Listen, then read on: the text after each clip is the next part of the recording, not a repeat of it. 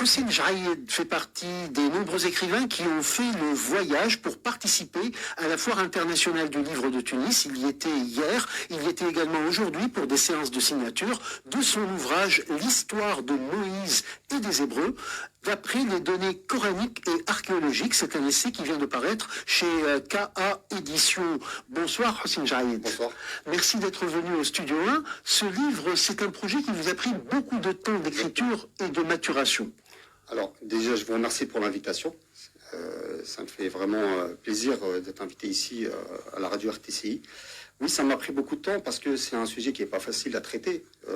Il y a eu beaucoup de livres, d'historiens, des spécialistes qui ont écrit là-dessus.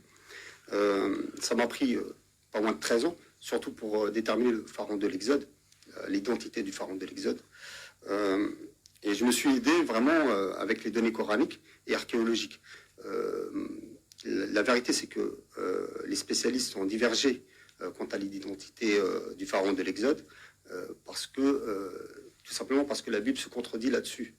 Si on regarde le livre, le premier livre des rois, chapitre 6, verset 1, contredit l'Exode, ou le chapitre 1, verset 11, les deux passages bibliques se contredisent. C'est pour ça que quand on regarde le moment de l'Exode, on se rend compte qu'il y a quelques siècles de différence. Et donc moi, je me suis intéressé à étudier ce passage-là, mais en fait, si vous voulez, le Coran ne se prétend pas être un livre historique. Par contre, il donne assez de détails concernant l'histoire de Moïse et des Hébreux qui peuvent être regardés à la loupe avec les données archéologiques, en fait. Et d'ailleurs, vous le faites, Hussein Jaïed, dans la première partie de votre ouvrage, parce que, avec l'avant-exode et l'après-exode, vous analysez, vous décortiquez quasiment toute l'histoire de Moïse et des Hébreux dans le Coran. Oui, tout à fait. Et je me suis vraiment concentré sur l'après-exode, parce que même au temps de Ibn Kathir, l'exégète savant musulman du Moyen-Âge, selon lui, il y a eu divergence parmi les savants musulmans sur le moment de l'exode. C'est-à-dire que pour une partie des savants musulmans à l'époque, Moïse n'est pas mort pendant les 40 années d'errance, mais il a eu le temps d'installer les Hébreux en terre promise. Et c'est des détails, mais en fait, ça permet de comprendre en fait l'histoire de Moïse et des Hébreux en rapport à l'archéologie. Tout à fait. Et donc, lorsque vous dites l'après-exode, ça signifie la sortie d'Égypte, en fait. Exactement. Après la sortie de l'Égypte. Et en fait, dans le Coran, l'histoire de Moïse et des Hébreux est répartie sur à peu près 9 ou 10 sourates, une dizaine de sourates. Et en fait, on a du mal si je m'étais pas aidé avec les données archéologiques, il est assez difficile de conclure que Moïse a accompagné les Hébreux en terre promise après les 40 années d'errance. Mais ce qui aide vraiment, c'est vraiment l'archéologie. C'est vraiment une donnée sûre qui permet de voir plus clair, en fait, pour l'après-exode. Par exemple, quand on regarde le Sourate 2, versets 67 à 71, parmi les vaches, la vache qui devait être immolée par les Hébreux sous l'ordre de Moïse, on se rend compte que les Hébreux à cette époque-là étaient des paysans, puisqu'ils retournaient la terre avec les œufs de vache. Donc on va dire, c'est d'une façon implicite qu'on comprend la véritable histoire de Moïse et des Hébreux. Tout à fait. Alors, ce qui vous a mené à écrire ce livre, c'est votre passion pour l'histoire et pour l'histoire des religions. Tout à fait, c'est vraiment ma passion. J'ai commencé en 2010 à étudier l'histoire de Moïse et des Hébreux en rapport à l'archéologie. Ça m'a pris pas mal d'années. J'ai consulté pas mal de spécialistes par rapport à ça. Et d'ailleurs, c'est retranscrit dans ce livre. Des islamologues et aussi un archéologue, John Taylor.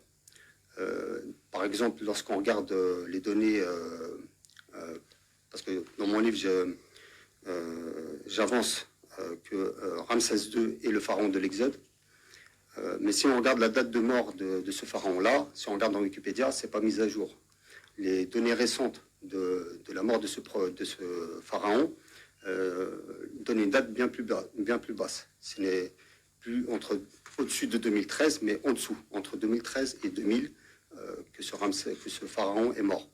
En fait, ça concorde parfaitement avec l'apparition des 12 sites entre Hébron et Jérusalem que j'identifie aux 12 tribus hébreux. Tout à fait. Alors, vous proposez dans cet ouvrage également une bibliographie qui nous renvoie entre autres aux travaux de Klein et O'Connor sur les pharaons, et également à notre Hichem Jaïd national et sa vie de Mohammed, Alan Dodson aussi, et puis Finkelstein, c'est plus récent, et aussi Godin Asma sur les sciences du Coran.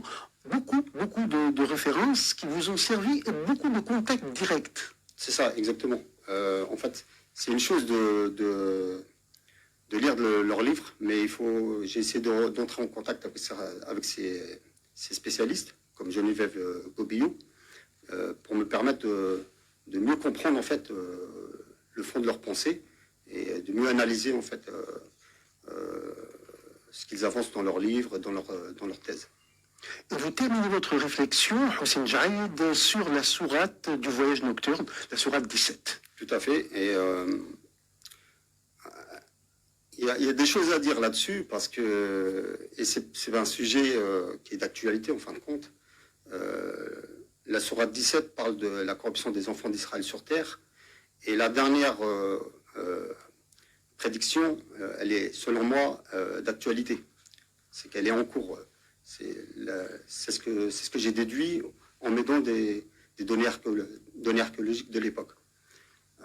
Donc après, est-ce que les savants soutiennent cet avis-là? J'espère avoir des réponses, mais je pense que c'est pertinent par rapport aux deux corruptions des enfants d'Israël sur terre. Et cet ouvrage, vous l'avez donné à plusieurs islamologues, justement.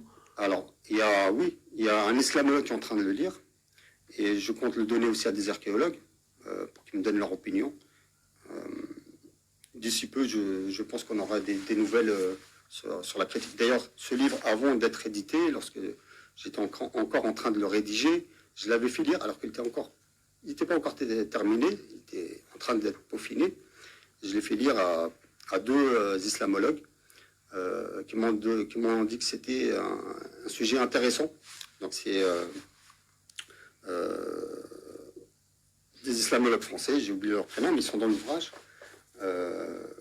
Et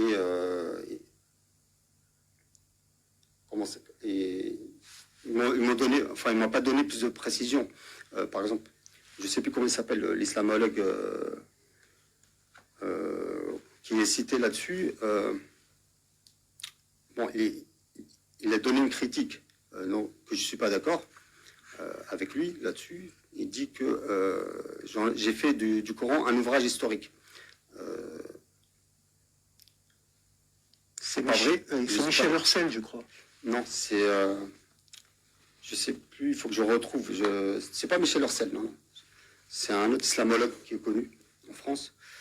Alors pour lui, sa principale critique, c'est que j'ai fait du Coran un livrage historique. Et c'est sa vision. Je contredis justement, je donne mon point de vue par rapport à ça. Pour moi, c'est pas un ouvrage historique. C'est un ouvrage qui a assez de détails, qui donne assez de détails pour pouvoir être comparé avec l'histoire telle qu'on la connaît. La Bible est un ouvrage historique, parce qu'elle donne des dates, des lieux et tout ça. Elle raconte l'histoire des enfants d'Israël, etc. Le Coran,